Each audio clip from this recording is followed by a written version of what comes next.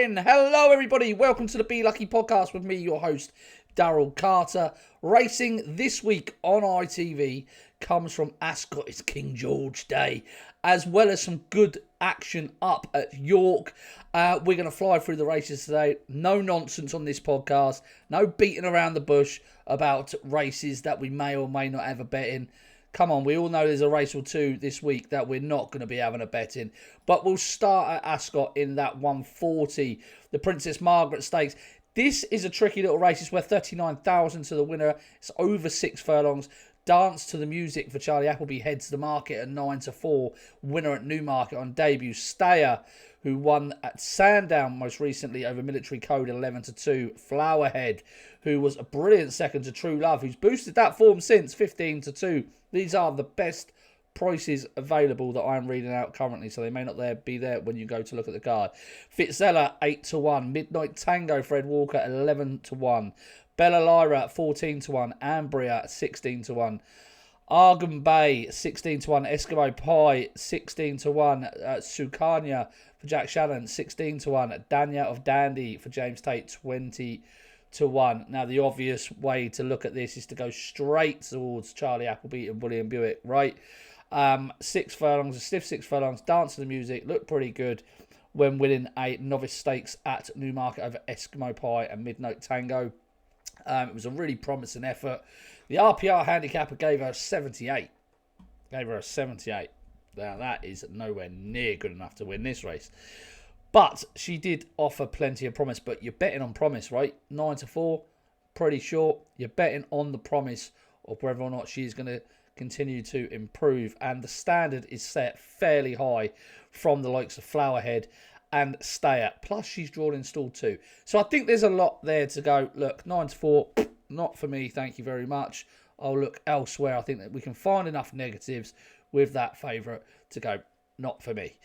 Stayer was a very strong winner at Sandown. I thought this was beaten at the furlong pole and then just really rallied and did enough and finished quite well, to be honest. But Flowerhead surely won't be bumping into anything better than True Love. Now, Flowerhead is up in trip, which doesn't look a blatant obvious, really. But she did run on quite nicely behind True Love, and it's well worth exploring for Charlie Clover. Drawn in stall 10, so probably going to be on the favoured side of that track. Remember, high draws at Ascot do have a slight advantage. I've always thought it. I know people would disagree with me, but I've always thought it. So I think Flowerhead has fair each way claims at 15-2. That is best price. 13-2 generally, 15-2 at Bet365. But I think Flowerhead is the one that I would tentatively side with. Although a 2-year-old Group 3, where lots of these have raced only once, is not really my idea of a good time. But I do think Flowerhead is a little bit of value in that race. The 2 o'clock at York is the next race on ITV. And it's the Sky Bet Dash Handicap over 6 furlongs. Good to soft currently at York. A little bit of rain due there, but predominantly going to be good to soft, I think, come the weekend. Maybe soft. Elmondjed heads the market here for William Haggis, 11-2. Pocklington, 6-1. Jubilee Walk, 7-1. Toyo Tomi, 9-1. Strike Red, a familiar face, 10-1. Alza here, who's looking for a 4th straight victory for Jenny Candlish, 12-1. Arctic Thunder, 12-1. Alice Dancer, who does like York, for Kevin Ryan and Kevin Stott, 14-1. Rousing on call, 16s. Corker, Jesus Christ, Corker's still here. 18-1. Jack Nichols claims 7. Indian Run, 20-1. King's Call, 20-1. Cadburn, 25-1. And Bigger the rest. I think there's a few interesting horses in here away from the top of the market.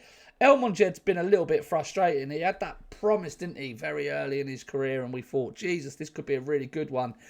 But he hasn't really delivered on that. Now, they took the blinkers off him last time at Windsor when he ran behind Grand Karat, who looked pretty good in the finish and looked like a well-handicapped horse. They took the blinkers off him that day because they tried to take this headgear off and then reapply it to give him a bit more freshness.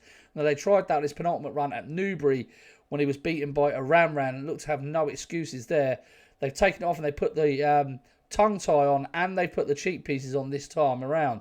So maybe the switch in headgear, because he did win last year at Windsor in first time blinkers, having switched from the cheek pieces, could be a reason for improvement as well as that tongue tie. But it's all getting a bit desperate for me, right? It's all getting a little bit desperate with El Monjed. So I'm happy to just sort of not bet him. I'm probably not going to have it. I'm not going to have a bet in this race, really. I don't think at the moment in the 2 o'clock at York, because I do just these dash handicaps. They're a bit of a lottery, right? Pocklington's a horse with plenty of ability. He could go very, very well indeed. I would have him as the favourite. He's 6-1. He is a horse that has got such an unexposed profile. He wasn't far behind the likes of Elite Status in the Carvarnen Stakes last year. And although he's had his issues, he did make a really encouraging return, beating a short head by 5,000-1 at Newcastle. So he could go very well indeed. Right further down, do you know what? I do like this Brooklyn 99. I like Brooklyn 99. I tipped him and backed him for the members for the group at Hamilton last time. He won at 13-2. And I thought, finally, they've got a bloody victory into this horse. Now I think he's going to kick on. He really, really did well, Cam Hardy, in the saddle to finish strongly. Now, Cam Hardy may not be able to do the 8 stone 4. I'm not entirely convinced. I think he's done around that. I think he's done 8 stone 2, actually, in the past. So I'm not sure why Cam Hardy's not on. They put Ethan Tyndall on to claim 7. It just pisses me off, excuse my language. It does just annoy me a bit when you think you've got a horse that's going to be on an upward curve. You go to the race and you see a bloody £7 claimer put on. You know, the other day I think I saw Olivia Tubb on one horse. I was just like, no, can't do it. Sorry, can't do it. But Brooklyn 99, he's a tricky character anyway, and he needs to be rousted along early, and then he needs to be kept interested, and then he needs to be rousted along right at the finish. It's got his job cut out for him, Ethan Tyndall. The other one I thought was interesting, the massive old price, 66-1. Ladies and gentlemen, 66-1 is Jamie Osborne's Jungle Drums. Now, wasn't really that encouraging at Southall last time, but had been a Maidan for 2 starts before that. And one here at York being It Ain't Two. It was a good race. Won that really cosily. Back to York today on rain-softened ground for the first time. Could be very interesting, Jungle Drums. A big, big price. A 3-year-old as well, so gets a little bit of a weight of her age allowance at £5. And I thought this could be a little bit interesting. A massive price might outrun the odds coming back here to York. That's Jungle Drums. He's drawn in stall 1. I would like to see him kept over that side on that rail on his own, really. So I think Jungle Drums is very interesting. At a big price, 66-1. I might have a speculative few quid. I'll probably tell members to have a couple of quid. But as for a serious bet, let's get real, right? Moving on to Ascot, the 220, the Valiant Stakes. I like one in here. This is worth 48 grand. It's over the mile. It's on the round course. Remember, it's on the round course. Always check whether it's on the round course or the straight course. Chantilly Lace heads to market for Ralph Beckett. I think this is a bit of a false favourite, to be honest with you. 5th last time to Saracen and Ascot here at Ascot in the Group 1.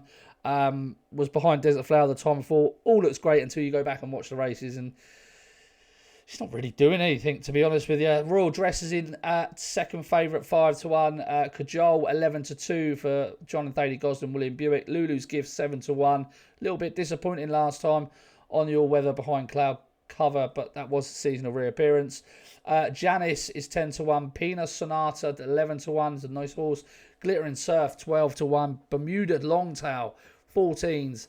American Girl, 16s. Cheshire Dancer, 28. Sunfall tongue tie first time for David O'Mara on the second start for the yard, 33-1.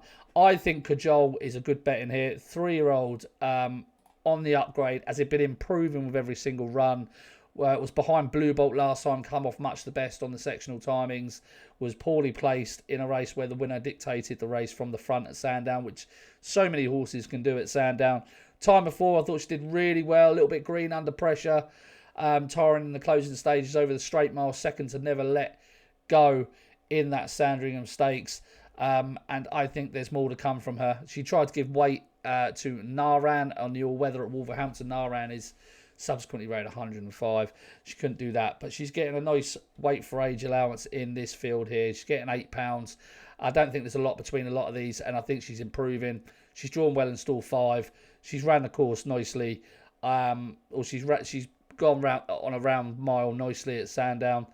I don't think there's any negatives with her, really. I think she's an improving horse, and I think there's more to come from Cajole. Hopefully William Buick doesn't have her too far off the gallop in that 220. For those looking at something at massive price, maybe Pinart Sonata for James Frampton might outrun her odds at a bigger price at 11-1. She's also a 3-year-old in this contest. Okay, let's move on to the Sky Bet York Stakes at 240 at York. Al McCarm heads the market at 10-11. That is the best price as well for Ed Walker, Kieran Schumacher in the saddle. I don't think Schumacher's rode this horse, is he? If I'm mistaken, am I mistaken? No, he hasn't rode this horse. Kieran Schumacher never rode Al McCarm. Jordan's still 6. Got to give weight away to the youngsters in the group. £9 to 3-year-olds getting this. Stanhope Garland's the second favourite. 4-1 for Ralph Beckett. Is a 3-year-old, gets £9. Bay City Roller, 3-year-old, £9. 15-2. Green Impact, 3-year-old, £9. 9-1. Royal Champion, 16. Certain Lad, 20s. Ecrial Secret, who was so bloody good at Epsom, is 25-1. Okay, so let's dissect this race, right? This is a really good race. Let's get into this. Al McCarm heads the market, right? First thing we've got to find out is it worth taking Al McCarm on? Now, his form over Ombudsman last time at Sandown looks brilliant, right? But he did dictate that race. He was allowed to set his own gallop. And I don't think Ombudsman is the same horse at Sandown as he is elsewhere. I don't think he likes the little undulations at the finish. I don't think he likes the uphill finish. I'm not sure he's a massive fan of that at all. Also, Ombudsman was trying to give him weight, trying to give him the run of the race, and was lacking race fitness. So if you take Ombudsman out of that form line, he's beaten Phantom Flight by 5 lengths, which you would expect him to do. Phantom Flight's not an improving horse. He's a 6-year-old. Military Order was out of sorts at the time. Enfjar was making his seasonal return. Ciciero's Gift ran no sort of race whatsoever, and is probably just overrated in terms of his rating of 110. I think the form is a little bit windy, to be honest with you, particularly as he was beaten by Ancient Wisdom and Al-Azi on his seasonal return in the Gordon Richards Stakes. So I'm not entirely convinced about the level of form just because Ombudsman was in second. So I think the market is taking that too literally. I think he's too short of a price, considering that Stanhope Garland's comes out best on the figures with the weight for age allowance. I thought Stanhope Garland's ran a blinder in the Epsom Derby behind Lambourne, beating 5 lengths. Had never run over the trip before, was caught further back than ideal. 3 of his last 4 furlongs were really, really good once he finally got in the clear. And you go back to Newmarket last year where he beat Delacroix, he got down to an 11.10 in the 7th of 8 furlongs, just to go down to a neck by Delacroix, who is a pretty speedy horse himself. So coming back in trip to 10 furlongs for Stanhope Garland, I think is a big positive. I think the smaller field is a big positive for him. I don't think he'll get too many traffic issues. It gets the weight for age allowance, which puts him just on top on figures. I think he's improving. I think he's got more to come. He's only had a handful of starts. His form is rock solid. For me, I think Stanhope Garland is the bet in this. Bay City Roller should have won, considering he tried to dictate a race in St. Cloud last time, but he was turned over at the finish. Now, he looks like a horse who needs to strengthen up. He's a smaller horse. He's a little bit of a little tank. He needs to strengthen up, but there are a lot of horses with scope to improve past him. Green Impact could be one of those as well. He's 9-1. He's decided to come in here. I'm just not sure about him really. I mean, I know he beat Delacroix twice last year, but I'm just not convinced by him. I don't know what it is, his action and whatnot. So Stanhope Garland's for me, he would be the bet at 4s, 3s, 5-2 or bigger, to be quite honest with you. I think Stanhope Garland's has got a cracking chance on Saturday in that Sky Bet Yorks Stakes. Right, moving over 3 o'clock. We'll try and speed this up. 3 o'clock, Moet and Shandon. 22 runners from 29 max field. 7 furlongs over the straight. 7 furlongs at Ascot. Alto is favourite. 6-1. Arcadian Thunder 6-1. Classic 17-2. Billy Joe 12-1. Northern Express 12-1. Zoom 12-1. Array 14s. Fresh 14s. Kazakh 14s. Cody Lyons 16s. Oliver Show 16s. And it's 16-1. Yorkshire and then 25-1 Bar. So, Alto obviously, went really well in this race last year. Had a bit of a penalty on his back in Luke Morris. So I'd forgive him that. He was beaten a couple of lengths. He looks well handicapped. He's made a really encouraging run at Newmarket when beaten by More Thunder. He looks the horse to be on, to be honest, but the market has got him bang on. The stall 3 might be a bit of an issue for him. That's where he might come undone. So many well handicapped horses or good horses have been beaten through the draw at this venue. Arcadian Thunder, quite the opposite, has been drawn really well in stall 20. He will have no excuses. He's been a bit in and out this season. He was on the wrong side of the track at Newmarket last time, so I would entirely write that run off. The second to Never So Brave has been franked. That looks really good form. He goes well here at Ascot. These are his course and distance. This is his course and distance. These are his conditions. But ultimately, right, he's a 5-year-old who's going to be held up at the rear of the field. 5-1, 6-1 seems a bit skimpy to me. Classic is the one I'm probably interested in the most. There's a few others I'm interested in, but I think Classic, Jordan Stall 11, the revert to front running tactics last time really saw this horse to good effect. He really made a good fist of it at Sandown. He went a good solid clip throughout, and he turned a competitive handicap on paper into a demolition job, really. He's always threatened to be a very, very good horses Classic. Now, I'm just hoping Sean Levy will go forward again from stall 11. Go forward, keep with the front running tactics, and play catch me if you can. Front runners have got a good record in this race. Northern Express did it last year. He's drawn in stall 11, so he's probably going to come down sort of centre to stand side on the track. And I just think if he continues on his upward curve, he's got more in hand from a mark of 90. I do think the 5-year-old is progressive. Hopefully he was very quirky early on, but he was always ridden sort of out the back and it just never really suited him. The return to front running tactics definitely flicked a switch in him. So hopefully Sean Levy, who stays in the saddle, can do that again. Of those at much, much bigger prices, I was disappointed to see the likes of Cody Lyon drawn in stall 6 because I think that's going to rule him out of this. But I do think he's been targeted at a big 7 furlong handicap. He's been on my radar since last year. He goes well at this venue. He's fairly handicapped. Back up in trip. He doesn't really want to be over 6 furlongs. He wants to be over 7. I think he'll definitely go very well if he can overcome that stall 6 draw. Oliver Show's another one drawn in stall 5. Bit disappointing. Gets second start after a wind up. Tongue-tied blinkers first time. He's probably worth forgiving the run behind Never So Brave at Ascot in the Buckingham Palace. He was on the upgrade before that. So yeah, those would be sort of the 3 I'd be looking at really. But I think Classic will probably just keep things straightforward from the front. So maybe he's the way to go in the 3 o'clock moment in Shandon. The 3:20 at York, the Sky Bet Jump Jockeys Nunthorpe. Who gives a shit? I don't care. Excuse my language again. I don't care. No one cares about this. You should not be betting on jump jockeys on flat horses. You just shouldn't. It makes a mockery of the betting industry. So no thank you. It makes a mockery of punters trying to give you prices on jump jockeys in a flat 5 furlong race. Absolutely not. No. 3:35 at Ascot, the Betfred Handicap Class 2.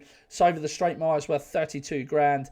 Bullet point heads to market at 7-2 for William Haggis. I think William Haggis did say that he does think this is a group horse. He'll have to be winning this off a mark of 100 carrying top weight.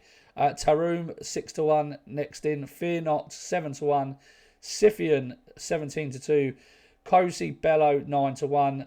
Bo Pedro 11-1. Competition 12-1. Stupido 12-1. Not Stupido. I'm Stupido. 12-1. Cogitate 18-1 and bigger the rest.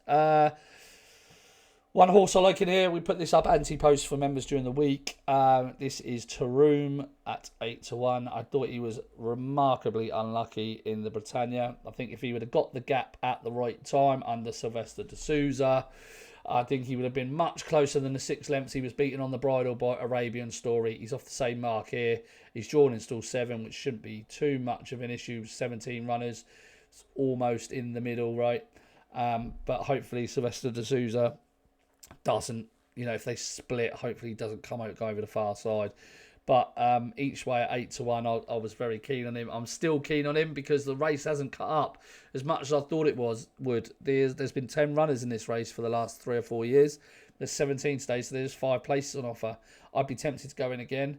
although the draw is slightly a pain in the buttocks. But I do think he's a very well handicapped 3-year-old. I think he's got loads more to come, and he was firmly on the upgrade with every single run before his latest at Ascot, where he has clear excuses. So for me, Tarome is the one I am keen on. But I do like the fact that Bullet Point is drawn in stall 9, and Bullet Point is going to go forward. So I'm hopeful that Tarome, two stalls right of him, will track him. So I think he's got a cracking chance. So yeah, Tarome, that's straightforward. Final race of the day is the King George. It's the big one. Boom, boom, boom, boom, boom. The King George. My goodness me. Calandagan, 7-4. 7-4. 7-4 best price at the top of the market. Jan Bruegel. Guess what Jan Bruegel gets? Cheek pieces for the first time. Cheek pieces for the first time. 7-4. Kalpana, 9-2. Rebels Romance, 11-2. Continuous, 150-1. Continuous didn't actually run that bad at Epsom. He was eased off. He sort of done his job, but he's in here for a pacemaker for Jan Bruegel. I'm very surprised. I am very, very surprised that he's got cheek pieces on for the first time. I don't see anywhere where Jan Bruegel has needed cheek pieces. I think he's had, I honestly think he's got such a good attitude. I cannot believe he's got cheek pieces on for the first time. Now, for me, Jan Bruegel last year, when I tipped him for the St. Ledger, I straight away after the race, I thought this is a cup horse. This is a 2-mile stayer. This is going to take over from Kyprios. But this season, they seem to be trying him over 1.5 miles. And I just think he's vulnerable over 1.5 miles. I think if you go back and watch when he narrowly beat Calandagan at Epsom and you watch Calandagan in isolation, I think Calandagan failed to handle the track. He was leaning left, right down the camber. He was chopping and changing his legs. Mikel Barcelona had to straighten him up and try and make ground on Jan Bruegel, who he had given first run to. The sectionals will tell you that Calandagan came off much the best, and he looked like he was cantering all over him at one stage. Back here at Ascot, I think he's going to absolutely wallop him. I think he will send Aidan back home with a smacked body. I really do. I think Calandagan is by far the faster horse. The drying ground will suit him. The return to Ascot will suit him. He comes off the back of a good win. Finally getting a Group 1 under his belt in the Grand Prix St. Cloud. And he was powerful at the line. He cleared away. Now he's got his head in front. I think he's going to kick on and be unbeatable in this. Behind City of Troy in last year's Judmont, that was an outstanding race. Outstanding he was trying to pick up City of Troy, who was allowed to make all the running. And I do think Calandagan is going to take a world of whacking in here. An absolute world of whacking. Go on the Calan. If anyone can, Calandagan. That's the headline, actually. If anyone can, Calandagan. Right. That's the end of the preview. I'll bet you're glad that's over. Calandagan's a nap on Saturday. I really, really fancy him. I think he's a very fair price. I can make a case for him for being sort of a shade of odds on, really, or close to even money at least. So very, very happy to be getting stuck into Calandagan. If anyone can, Calandagan can. Until next time, be lucky.